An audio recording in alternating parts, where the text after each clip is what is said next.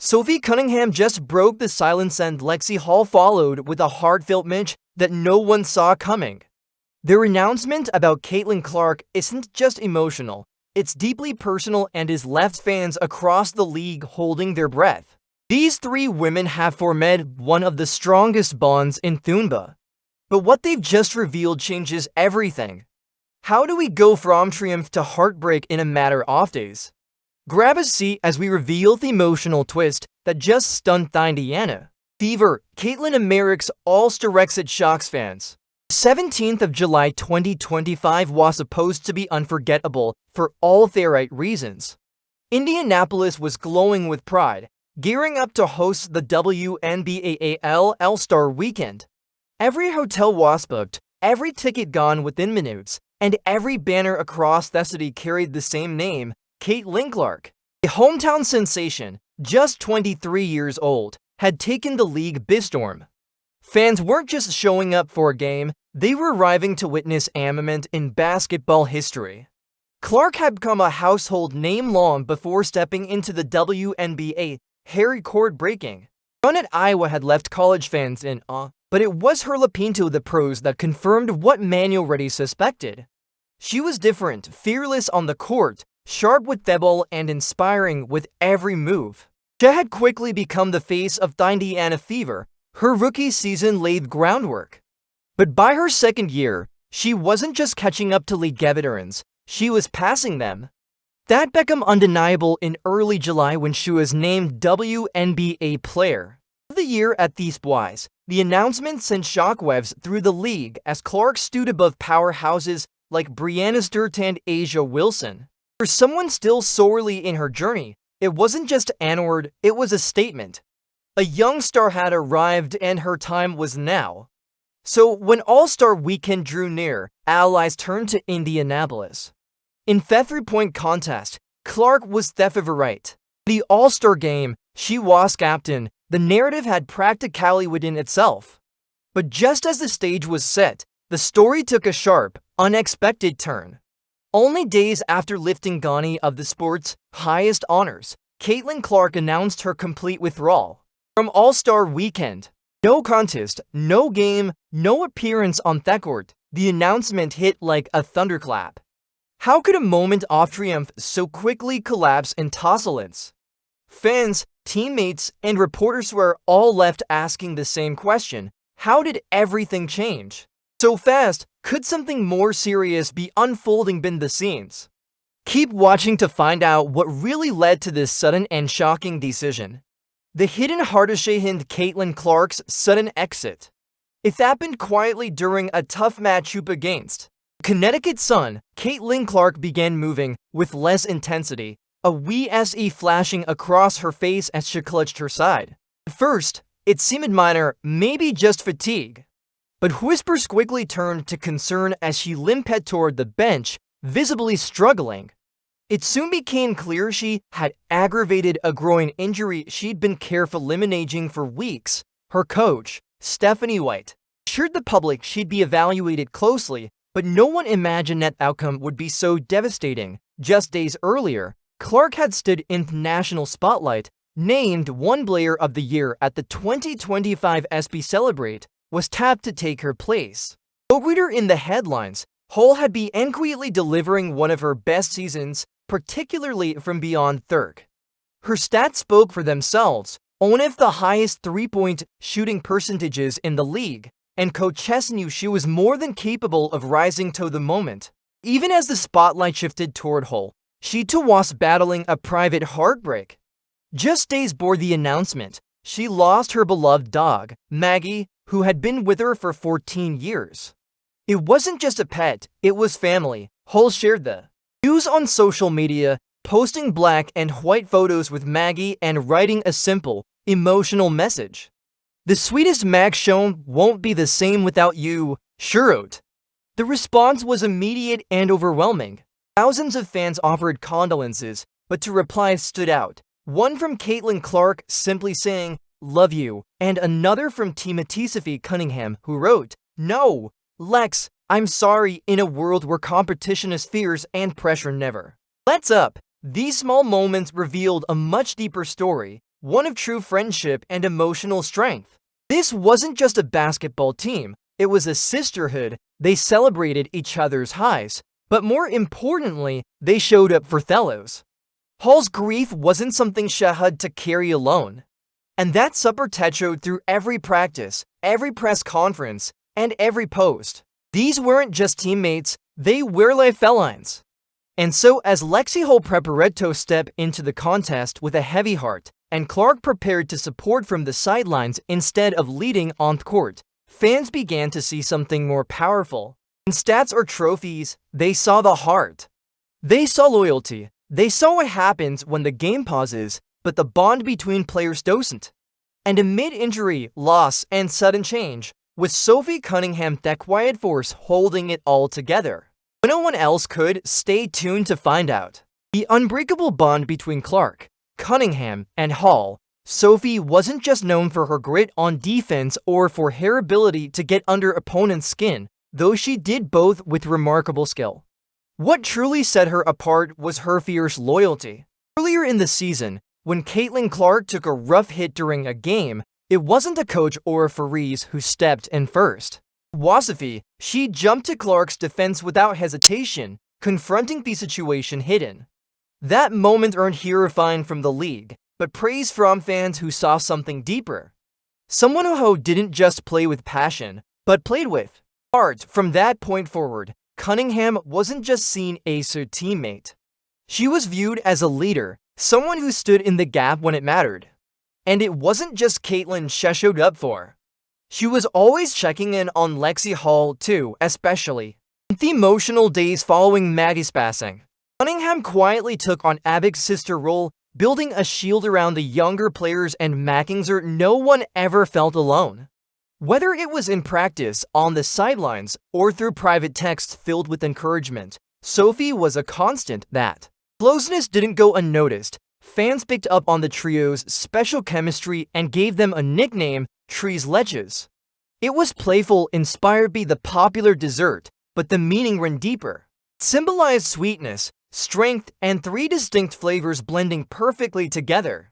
Clark, Cunningham, and Hall, one explosive star, one fearless protector, and one silent warrior. Together, they became the emotional core of the Indiana Fever. Sophie embraced the nickname fully.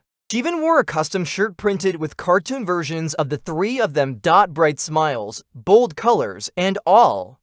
The design went viral almost instantly, and fans started showing up to games wearing their versions. But behind the fun, that shirt was more than a cute tribute.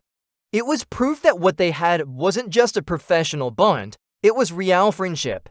Whether celebrating a huge win or navigating heartbreak, these three women had each other's backs. Their connection went beyond drills. Game plans, it was built on trust, time, and shared experiences both on and off the court.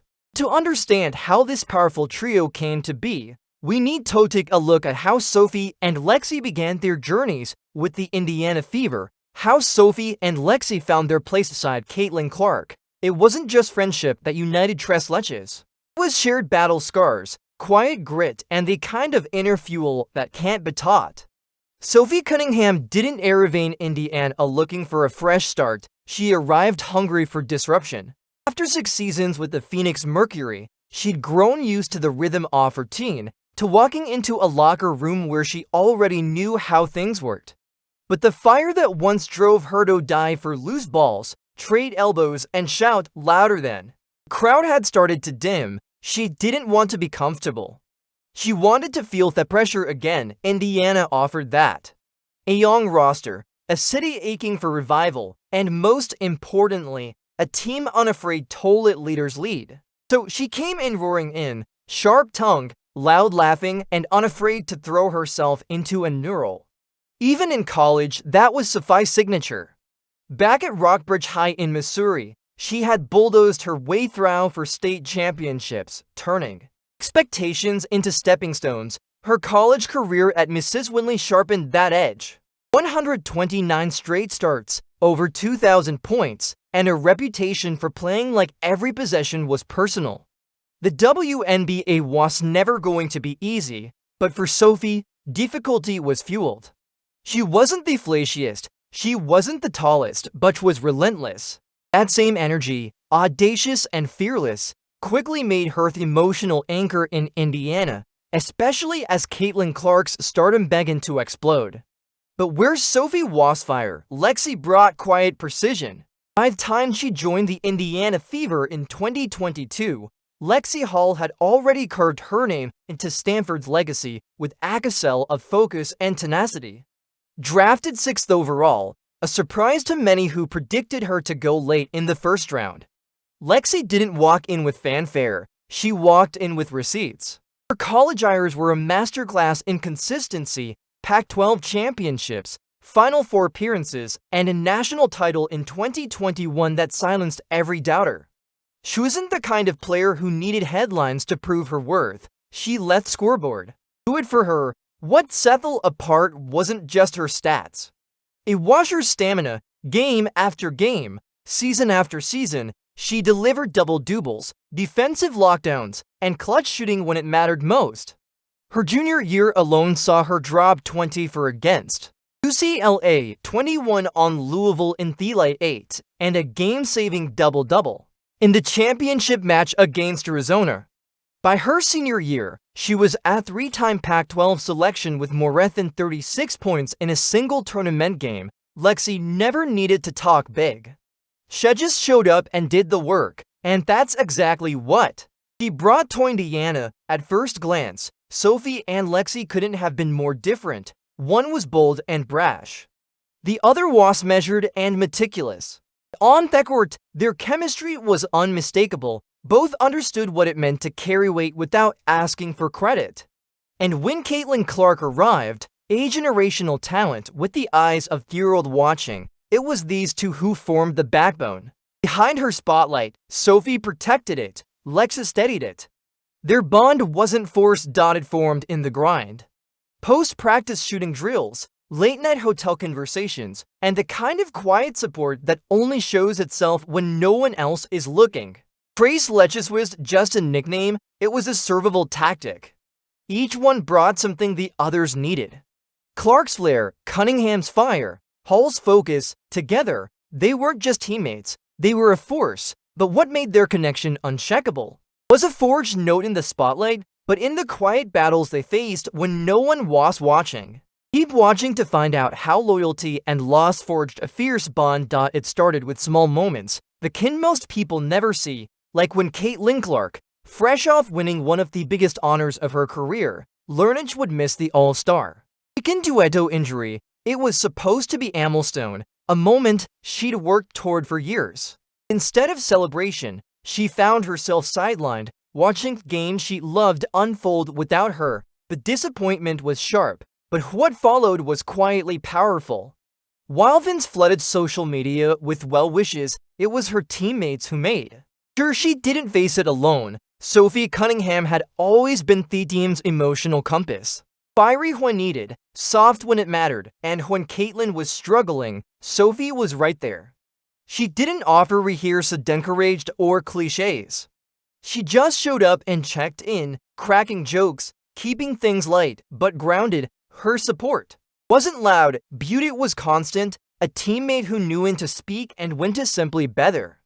Lexy Hall, meanwhile, was carrying her quiet heartbreak just days before the Fever returned from a grueling road stretch. Lexy lost the dog that had been with her nearly her entire life. It wasn't something that made the sports headlines, but it was something that cracked her world. That dog had seen her through high school finals, college pressures, and her early days. In the league, its absence left a silent she couldn't shake.